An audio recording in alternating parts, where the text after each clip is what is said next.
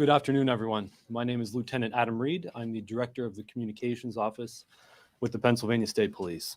Thank you for joining us here. The order of speakers is going to be our Pennsylvania State Police Commissioner, Colonel Robert Ivanchik, Major Christopher Paris, he's our Area 3 Commander, and First Assistant District Attorney, Monroe County, Mike Mancuso. After the speakers have finished, we will then take a handful of questions. Colonel Ivanchik. Good afternoon. I'm Colonel Robert Ivanchik, Commissioner of the Pennsylvania State Police.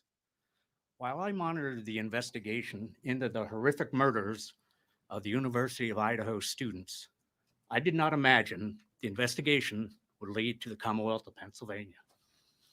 My heart goes out to the families of the victims, their friends, the community of Moscow, and the University of Idaho. No words can heal the pain associated with the loss of a child. Their young lives were ended far too soon. In law enforcement, we understand the best thing we can do for victims and their families is to follow every lead, collect every piece of evidence, and bring those responsible to justice. I am proud of the members of the Pennsylvania State Police who were able to help in this investigation. The cooperative relationship between our local, state, and federal partners stands the test of time. The officers, troopers, and federal agents work together tirelessly, putting in long, difficult hours. Communication and cooperation are imperative to success and to ensure the integrity of the case remains maintained. The culmination of that cooperation ultimately led to take the suspect into custody and afforded the families some sense of peace they deserve. I want to thank the Moscow Police Department, the Idaho State Police, and our partners in the Federal Bureau of Investigation for their support, assistance, and coordination. I also want to recognize the Monroe County District Attorney's Office. And finally, I need to acknowledge the members of the Pennsylvania State Police, specifically members of Troop N, our Bureau of Criminal Investigation, and our Bureau of Emergency and Special Operations, who assisted in safely taking the suspect into custody in the early morning hours of December 30th. As previously indicated by Chief James Fry of the Moscow Police Department, specific details regarding this investigation cannot be released until the suspect is extradited to Idaho and presented with the probable cause affidavit. At this time, I will turn the microphone over to Major Christopher Paris, Commander of Area 3, who was involved in the coordinated efforts to take the suspect into custody. Thank you, Colonel. Area 3 comprises troops F, P, N, and R, and is made up of 1,000 approximately of the women and men, civilian and enlisted, in the northeastern part of Pennsylvania. I'd like to introduce to my left Captain Norm Kramer, who's the commander of Troop N Hazelton, which is comprised of Carbon, Monroe, Columbia, and parts of Luzerne counties. I would like to reiterate, as the colonel said, that Idaho law prohibits any release of information contained within the affidavits.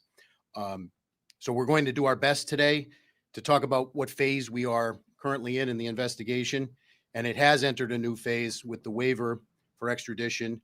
And the continuing primary goal is the seeking of justice through successful prosecution and conviction, bearing the burden of proof beyond a reasonable doubt. So with that in mind, we're trying to balance essentially two things: the public's desire for information against the need to maintain the integrity of the investigation and protect the suspects, accused at this point's due process. So I'll now attempt to give you an operational picture with the best information I can release at the time. So this begins when the Pennsylvania State Police Bureau of Criminal Investigation troopers were contacted by the FBI about assisting with surveillance of the accused in this case. I'd like to take the opportunity to specifically thank several individuals. Special Agent in Charge Jackie McGuire and Assistant Special Agent in Charge Dave Carter from the Philadelphia Field Division, as well as Supervisory Special Agent Bill Vigorito of the Scranton RA. We're very lucky in PSP to have a collaborative relationship with the Bureau, both in Pennsylvania and beyond, and their people are absolutely excellent. So as the investigation progressed, Troop N Criminal Investigation Section, commanded by Captain Kramer over my left shoulder here, began to collaborate with authorities in Idaho. Specifically, I'd like to acknowledge Lieutenant James Curto, who was here today, Sergeant Anthony Ferdinand, Corporal John Chulak, who is not present with us, and Troopers Leary and Knoll, who are here with us today. It was through this collaboration and the charges pending in Idaho that those troopers were able to obtain search warrants and a fugitive from justice warrant that was prepared here in Monroe County for the location in Chestnut Hill Township and the fugitive from justice warrant for Mr. Koberger, respectively. I'd like to acknowledge the Monroe County District Attorney, David Christine, as well as First Assistant Mike Mancuso and their entire office. The support that we received was absolutely excellent. Once those warrants were obtained, the Bureau of Emergency and Special Operations, BESO, coordinates our Special Emergency Response Team, CERT. They were selected to serve those warrants, the 3 search warrants and the fugitive from justice warrant. To define what CERT is, it's a full-time tactical team maintained by PSP to deal with high-risk warrant situations, barricades, and other incidents requiring specialized tactical training or other capabilities. From their perspective, we essentially task them to go out and serve a arrest warrant for someone accused of a quadruple murder. They're activated several hundred times a year throughout the Commonwealth. We don't typically hear of their work in a forum like this because they serve the warrant, the person's taken into custody, and they go about their assignment. They are the ultimate professionals. It's a volunteer team. They're highly trained and highly motivated. Captain Norm Kramer over my left shoulder was assigned as the top comm for the CERT activation, which means he was responsible for coordinating our tactical preparations. So tactical assets were then staged in the county, in Monroe County, into the evening of Thursday, December 29th, last Thursday. And in the early hours of Friday, December 30th, those warrants were executed at the location. Mr. Koberger was taken into custody without incident. The scene was turned over to the FBI Evidence Response Team for processing. Mr. Koberger was then turned over to the Monroe County Prison, where he has remained in their custody since. I'd like to thank the Monroe County Sheriff and the Stroud Regional Police Department for their support as well during the extradition process. Arrangements currently are being made to deliver Koberger back to Idaho, where he can have continued due process and face these charges. So it's with that, I will turn it over to First Assistant Mike Mancuso. Thank you, Major. Good afternoon, everybody. I'm Mike Mancuso with the DA's office, the First Assistant District Attorney. I want to give my condolences to the families of the victims out in Idaho for their loss. It's my sincere hope that this marks a clear step in the right direction of effectuating justice for those folks. My office's role was relatively recent. We weren't advised of the presence of the defendant in our county until only a couple days before the apprehension of the defendant. But when we were told, we came together and worked very closely with Captain Kramer, who did an excellent job in almost like a clockwork operation. Part of my duties were to ensure that 3 separate search warrants were issued. Those affidavits attached to those search warrants are still under seal, so I can't discuss their contents with you. But one was for the person of Mr. Koberger, collecting DNA and photographs, that sort of thing. One was for the white Elantra vehicle, which I understand has been seized and is being processed. And one was for the address, the residence itself that he was living in with his family. I was at the scene, and I have to say that Major Paris and Captain Norm Kramer did an outstanding job in coordinating the efforts, not only of the numerous Pennsylvania State Police troopers there, but officers from other jurisdictions and disciplines within those jurisdictions to make this a very smooth, highly competent professional operation. It is a quirk, apparently. It's not in the norm of the states I'm familiar with that Idaho does not release their probable cause affidavit in support of their arrest warrant until after their defendant is returned to that state.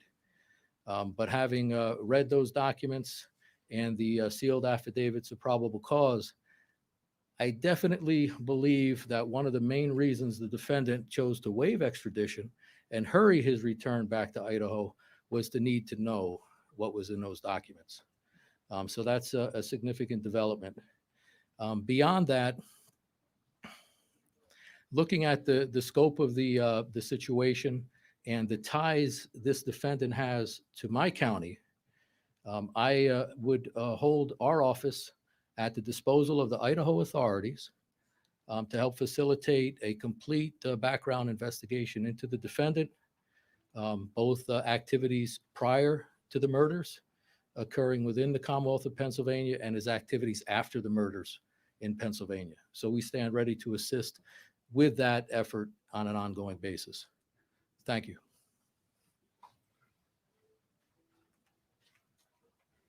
We can now open it up for questions. Can you tell us what state police specifically did, or can you give us any indication as to the operations of state police when you were notified? And you talk about putting tactical in the area. How long were they there?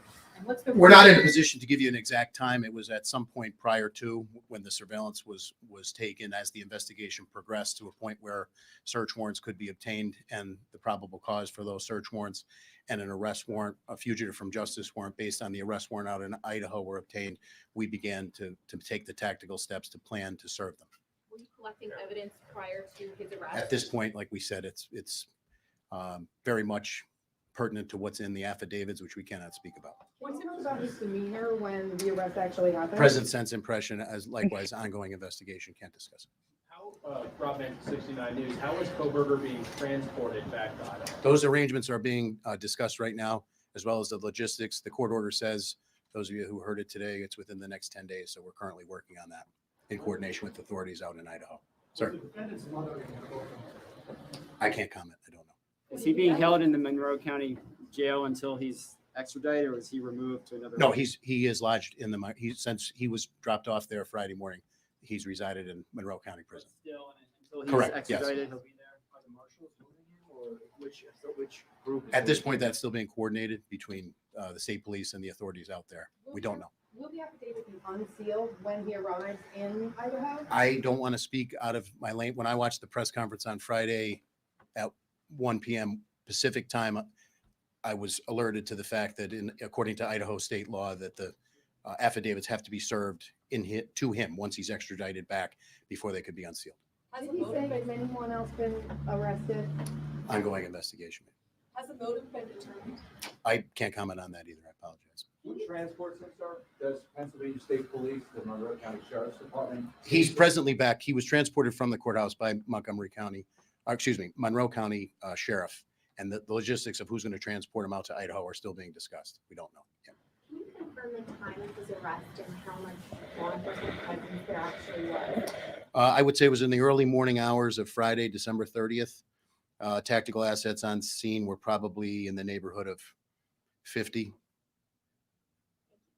Were you afraid he was going to get tipped off before you got him? I would say overall about this entire operation, and the credit goes, this is a part that the state police played humbly. You look at Moscow Police Department, 38 sworn, 19,000 leads, the video evidence that they had to develop in order to put that out, all public source information. But when you talk about the service of a high-risk warrant for someone who's committed or alleged to have committed 4 homicides, there's nothing routine about that. And all of those tactical steps that were taken were in conjunction with the best efforts of the authorities, local, state, and federal, both in Idaho and here, to ensure that we could do it safely and to ensure that we could get him into custody and that those service of the search warrants could occur. Sir, can we ask you a question of the first assistant district attorney? Mr. Mancuso, you described having read to a degree the contents of that affidavit of probable cause, and that you possibly speculated or theorized that he wanted to get back to read that as well, since he can't read that. Can you give us an indication, though, of the seriousness of what you did read? I know you can't talk about it, but can you share with us something? Yeah, I can't get into the details, sir, but I can say it involved the defendant's connection to a scene of a crime consisting of 4 murdered people. So that's the significance of it. Can you confirm that there is a connection between Ryan Koberger and any of the victims?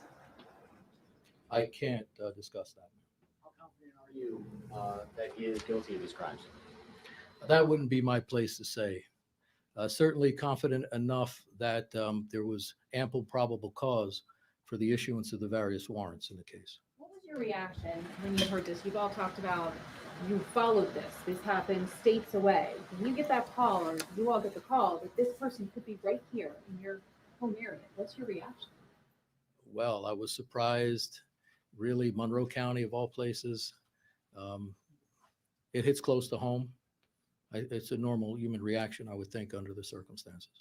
Do you know when he and his father left Idaho or Washington and drove to Pennsylvania, what that date was? No, I don't know the exact date, ma'am. Approximately, we understand the middle of December, is that correct? I think that's approximate. And what about, we heard reports that they were stopped not once but twice on the highway. Can you elaborate? I'll defer to his Pennsylvania public defender on that. Do you have reason to believe that Koberger is connected to other crimes and unsolved mysteries in the area? I wouldn't answer that question at this time. We start looking at some that may be unsolved where he was around. That would be a normal thing to do. Question for the BSB here. Said he was taken without incident. Was it safe to say that, I shouldn't say it's safe to say, but did it seem like he was expecting?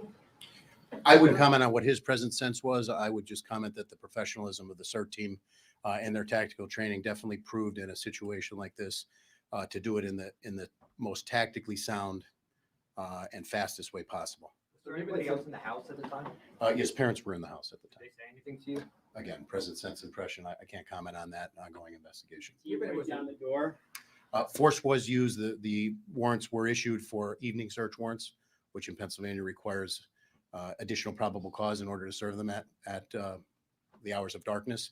I would defer to the first assistant to talk about the legal burden that you bear in order to obtain those. But from a tactical standpoint, based upon all of the briefings that we had developed and all of the intelligence we had developed, we thought that was the best time to serve it. And what tipped off that Pennsylvania was involved with this? We were alerted by the FBI. Troopers in the Bureau of Criminal Investigation were alerted. Anything on like his social media pages that tipped anything? I can't comment. I don't know. So that was here, it's been cooperative in this whole process. Can't comment. Ongoing, like I said. State Police's role here was to serve the warrants and assist with the surveillance, which we've done. We've been part of major investigations. You know, these are men and women who take an oath to protect their communities and the Commonwealth here. We're very humbled with the opportunity that we had, given a case that has really gained international attention, to play a small part in it. And our hat is off to Moscow PD again with the size and the complexity of this investigation and the work that they've done to get us here today.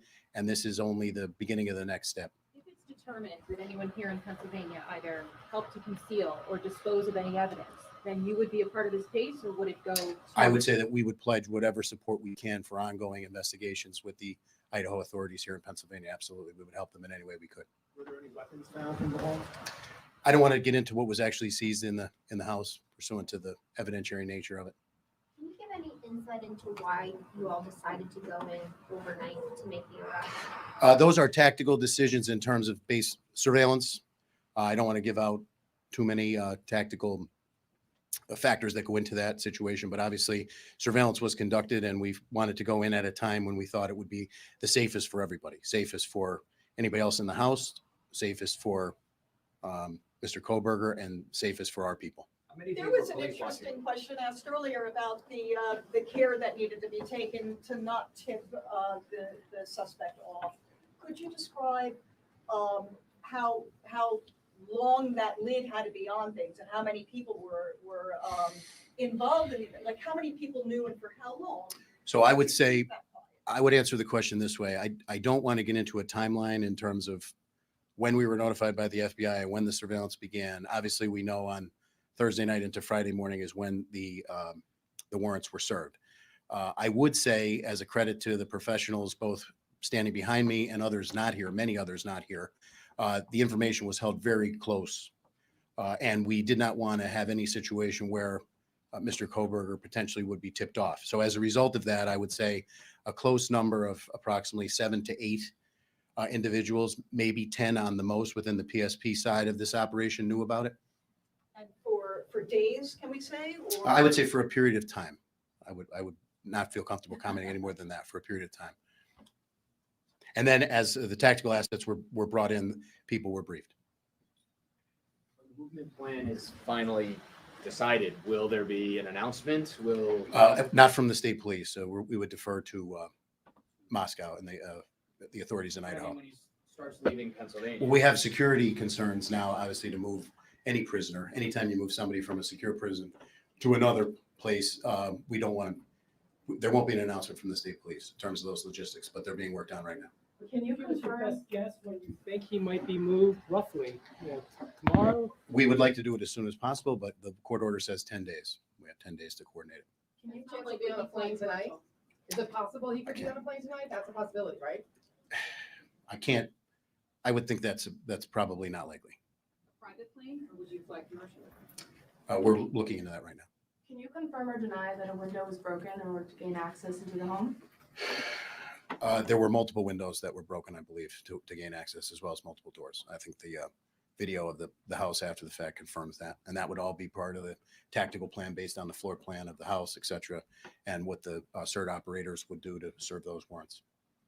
Was the suspect on your radar before, and are you looking at any connections? I wouldn't comment on that based on the ongoing nature. But how about did he have a criminal past? According to the UJS, I didn't see anything. I can't comment on a person's criminal history during an ongoing investigation. Sorry, Mr. Mancuso said that you stand ready to assist in giving you the complete background of the defendant. What specifically is law enforcement interested in?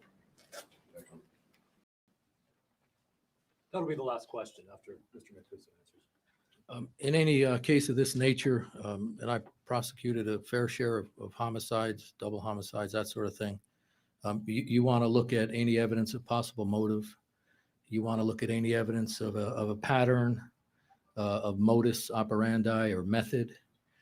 You want to get into the subject's character, mental state to the best you can, that sort of thing. So it'll be an all-encompassing effort, which we stand ready for. Okay. How do you do this? We have our ways. Okay, thank you. Thank you. Thanks, everyone. Just for a quick spelling, I'll give everyone the spelling of everyone's name. It was included in the media advisory, but just so we have it.